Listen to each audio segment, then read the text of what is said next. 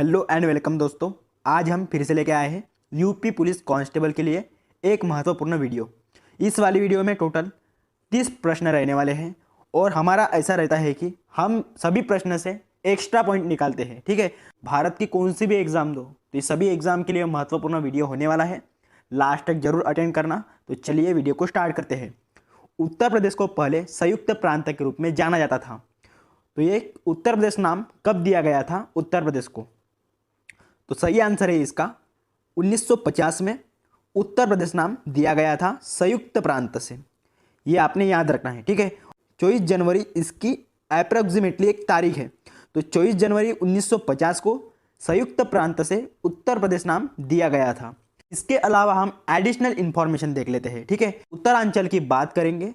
वर्ष 2000 में उत्तर प्रदेश से ये अलग हुआ था उत्तरांचल, और वर्ष 2007 में उत्तरांचल का नाम बदलकर उत्तराखंड कर दिया गया था। ठीक है, तो ये भी आपने याद रखना है। ठीक है, तो उत्तराखंड का सबसे पहले नाम था उत्तरांचल, तो 2007 में इसका नाम बदल दिया गया था, उत्तराखंड इसका नाम दिया गया था। ठीक है, और दोस्तों उत्तर प्रदेश की बात करेंगे तो राजधानी हो जाएगी लखनऊ। आनंदीबेन पटेल राज्यपाल है यहाँ की, मुख्यमंत्री है योगी आदित्यनाथ। तो इनका जो वास्तविक नाम है तो उनका नाम है अजय सिंह बिष्ट, इनका वास्तविक नाम है योगी आदित्यनाथ जी का। तो चलिए हम आगे देख लेते हैं। उत्तर प्रदेश यह राज्य 9 राज्यों के साथ अपनी सीमा साझा करता है, जिसमें 8 राज्य है और एक केंद्र शासित प्रदेश है। जैसे कि दिल्ली यह एक केंद्र शासित प्रदेश है, तो जैसे कि इसमें 8 राज्य शामिल है: राजस्थान, हरियाणा, मध्य प्रदेश, छत्तीसगढ़, बिहार, झारखंड, उत्तराखंड, हिमाचल प्रदेश। तो ये उत्तर प्रदेश के साथ अपनी सीमा साझा करते हैं और एक इसमें केंद्र शासित प्रदेश है जैसे कि दिल्ली। ठीक है, और यह नेपाल के साथ अपनी अंतर्राष्ट्रीय सीमा साझा करता है।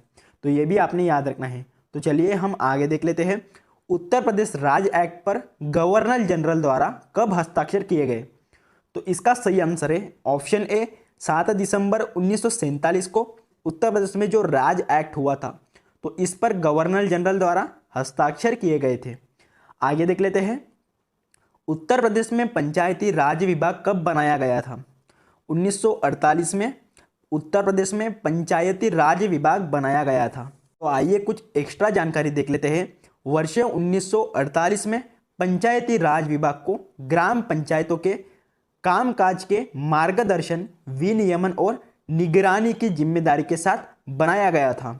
और उत्तर प्रदेश पंचायत राज जैसे कि जिला पंचायत अधिनियम 1961 में हुआ था। तो इस अधिनियम के साथ क्षेत्र पंचायतों और जिला पंचायतों को जोड़ा गया था। इस अधिनियम में 1961 में हुआ था ये। चलिए हम आगे देख लेते हैं। उत्तर प्रदेश में सबसे अल्प समय तक कौन मुख्यमंत्री पद पर रहे हैं?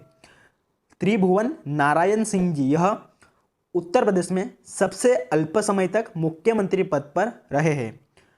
आगे देख लेते हैं दोस्तों। उत्तर प्रदेश में काकोरी षड्यंत्र कांड कब हुआ था? तो ये काकोरी षड्यंत्र कांड कब हुआ था? तो सही आंसर है 9 अगस्त 1925 को ये काकोरी षड्यंत्र कांड हुआ था। आइए एक्स्ट्रा जानकारी देख लेते हैं। काकोरी डकैती एक ट्रेन डकैती थी जो 9 अगस्त 1925 को ब्रिटिश भारत सरकार के खिलाफ हुई थी ये। ठीक है, तो इसका आयोजन हिंदुस्तान रिपब्लिकन एसोसिएशन द्वारा किया गया था।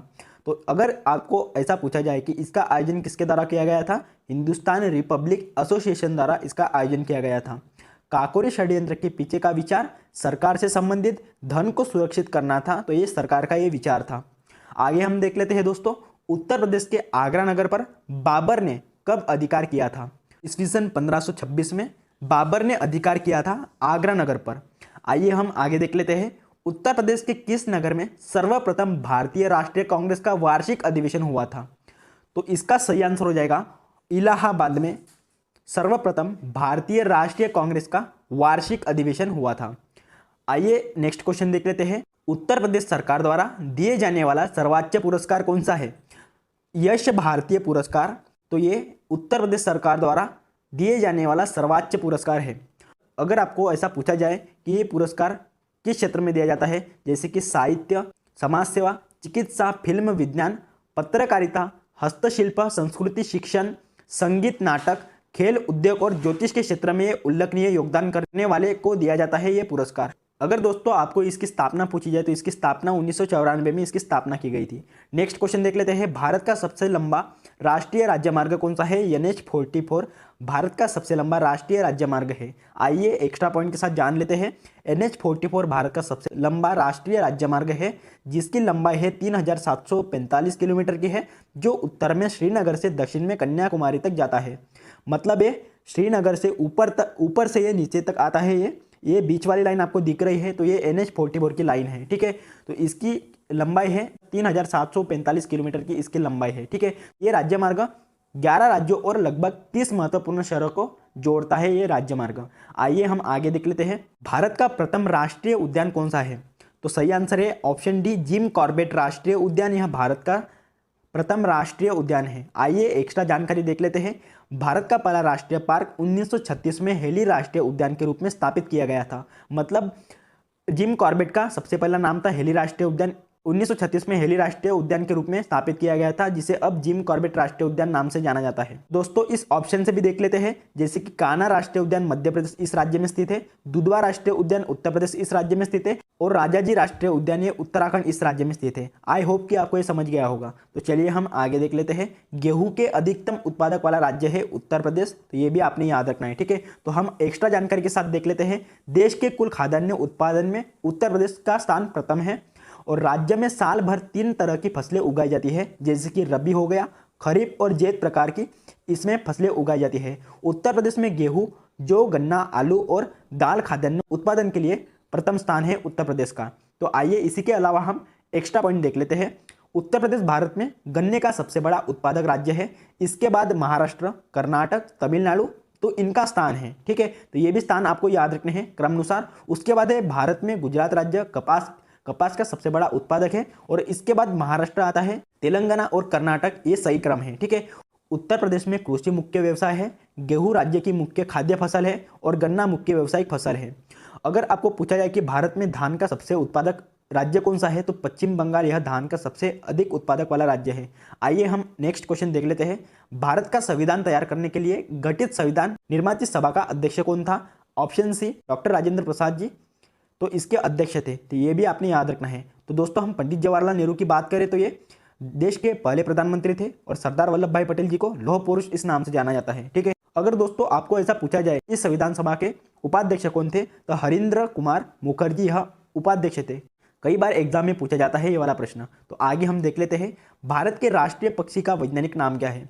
तो राष्ट्रीय पक्षी का वैज्ञानिक नाम है पेवो क्रिस्टेटस, इसका वैज्ञानिक नाम है। तो हम आगे भी देख लेते हैं, इसके अलावा एक्स्ट्रा पॉइंट, राष्ट्रीय फल हो गया हमारा भारत का आम, तो इसका नाम है मैंगफेरा इंडिका। राष्ट्रीय वृक्ष का नाम है भारतीय बरगद, तो इसका वैज्ञानिक नाम है फिकस बेंगालिसिस। और राष्ट्रीय पशु का नाम है रॉयल बंगाल टाइगर, नाम है राष्ट्रीय पशु का नाम। इसका जो वैज्ञानिक नाम है, तो ये कई बार एग्जाम में देखने मिलता है आपको, पैंथेरा टाइग्रिस इस नाम से जाना जाता है। तो हम नेक्स्ट क्वेश्चन देख लेते हैं, स्वराज्य की शपथ कांग्रेस के किस अधिवेशन में ली गई थी? तो सही आंसर है ऑप्शन बी, लाहौर इस अधिवेशन में ली गई थी स्वराज्य की शपथ। तो ये भी आपने याद रखना है। चलिए हम आगे देख लेते हैं, 19 दिसंबर 1929 को भारतीय राष्ट्रीय कांग्रेस ने पूर्ण स्वराज्य पारित किया, अर्थात लाहौर अधिवेशन में कुल स्वतंत्रता का प्रस्ताव दिया था।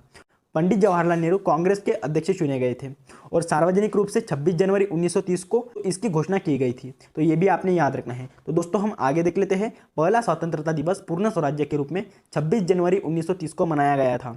हम बात करें दोस्तों सूरत अधिवेशन की, तो ये 1907 के सूरत अधिवेशन को सूरत विभाजन के रूप में लोकप्रिय किया गया था, क्योंकि कांग्रेस 2 समूहों में विभाजित हो गई थी, यानी एक्सट्रीमिस्ट और मॉडरेट, तो इस 2 समूहों में विभाजित हो गई थी। इसकी अध्यक्षता मॉडरेट नेता राज बिहारी बोस जी ने की थी। तो ये मॉडरेट नेता है राज बिहारी बोस, तो इसकी अध्यक्षता की थी सूरत अधिवेशन की। आइए हम आगे देख लेते हैं कानपुर अधिवेशन के बारे में। 1925 में कांग्रेस का अधिवेशन कानपुर में हुआ था, और इसकी अध्यक्षता सरोजिनी नायडू ने की थी, ठीक है। सरोजिनी नायडू पहली भारतीय महिला कांग्रेस अध्यक्ष है, तो ये भी आपने याद रखना है। आगे हम देख लेते हैं कराची अधिवेशन। वर्ष 1931 में कांग्रेस के कराची अधिवेशन की अध्यक्षता सरदार वल्लभ भाई पटेल जी ने की थी। ये लौह पुरुष है, तो ये भी आपने याद रखना है। सरदार वल्लभ भाई पटेल जी की प्रतिमा है अपने भारत में, गुजरात में, ठीक है। तो उस प्रतिमा का नाम है स्टैचू ऑफ यूनिटी।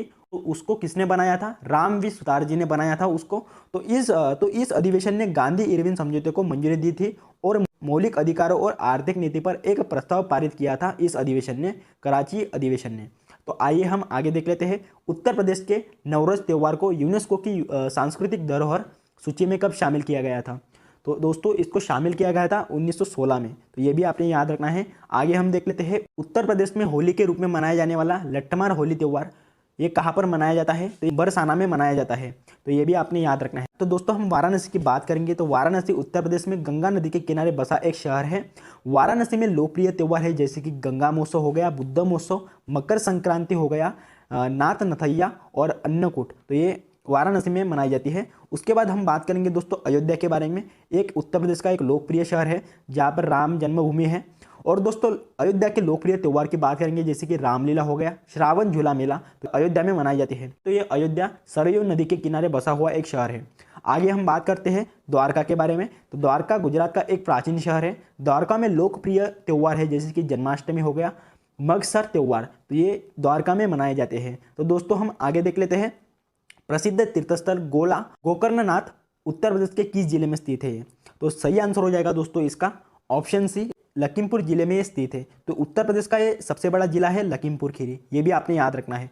आगे देख लेते हैं दोस्तों, उत्तर प्रदेश की सबसे ऊंची पहाड़ियाँ सोनाकर एवं कैमूर किन जिलों में स्थित है? तो ये सोनाकर और कैमूर पहाड़ियाँ किन जिलों में स्थित है?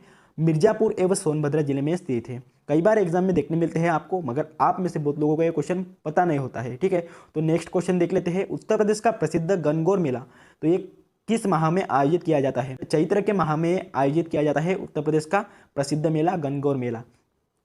तो आइए नेक्स्ट क्वेश्चन देख लेते हैं, उत्तर प्रदेश संगीत नाटक अकादमी की स्थापना निम्नलिखित में से कब हुई थी? तो इसकी स्थापना हुई थी 1963 में। नेक्स्ट क्वेश्चन देख लेते हैं, निम्नलिखित में से कौन सा एक शहर हेरिटेज आर्क में शामिल नहीं है? तो ऑप्शन डी प्रयागराज ये शहर, तो ये हेरिटेज आर्क में शामिल नहीं है। तो आगे देख लेते हैं दोस्तों हम, उत्तर प्रदेश के नौटंकी, रासलीला, कजरी, जैता निम्नलिखित में से किससे संबंधित है? तो ये ऑप्शन ए से संबंधित तो नहीं हो सकता है क्योंकि उत्तर प्रदेश का एक ही शास्त्रीय लोक नृत्य है कथक, ये उत्तर प्रदेश का शास्त्रीय लोक नृत्य है। तो जैसे कि बी इसका सही आंसर हो जाएगा, लोक नृत्य है नौटंकी, रासलीला और कजरी जैता उत्तर प्रदेश के प्रमुख, ठीक है। तो आगे देख लेते हैं दोस्तों, निम्नलिखित में से उत्तर प्रदेश की सबसे लंबी नहर कौन सी है? शारदा नहर उत्तर प्रदेश की सबसे लंबी नहर है। आइए आगे देख लेते हैं, उत्तर प्रदेश की सबसे लंबी नहर शारदा नहर है। शारदा नहर पीलीभीत जिले में स्थित है। सभी शाखाओं को मिलाकर इसकी अगर आपको लंबाई पूछी जाए तो इसकी लंबाई है 938 किलोमीटर की इसकी लंबाई है। तो इसका निर्माण वर्ष 1928 में किया गया था। शारदा सहायक परियोजना को घाघरा नदी के बाढ़ के जल को शारदा नदी में मोड़ने के लिए परिकल्पित किया गया था। तो दोस्तों हम बात करें आगरा नहर की। आगरा नहर एक महत्वपूर्ण भारतीय सिंचाई कार्य है जो दिल्ली के ओखला से शुरू होता है। नहर अपना जल ओखला में यमुना नदी से प्राप्त करती है जो नई दिल्ली के दक्षिण में 10 किलोमीटर दूर है। तो ये भी आपने याद रखना है। उसके बाद हम बात करेंगे ऊपरी गंगा नहर की। हरिद्वार से शुरू होती है ऊपरी गंगा नहर, इसकी लंबाई है 298 किलोमीटर की इसकी लंबाई है। उसके बाद है निचली गंगा नहर। तो ये निचली गंगा नहर नरोरा से शुरू होती है और निचली गंगा नहर की लंबाई 98.8 किलोमीटर की इसकी लंबाई है दोस्तों। आगे हम देख लेते हैं, उत्तर प्रदेश राज्य में सर्वप्रथम किस वन्यजीव विहार की स्थापना की गई थी? तो चंद्रप्रभा वन्यजीव विहार की स्थापना की गई थी जो कि ये चंदौली में स्थित है। तो इसकी स्थापना सर्वप्रथम की गई थी। स्थापना अगर आपको पूछी जाए तो 1957 में इसकी स्थापना की गई थी, ठीक है। तो दोस्तों हम नेक्स्ट क्वेश्चन देख लेते हैं, ताजमहल को कब यूनेस्को के विश्व विरासत सूची में अंकित किया गया था?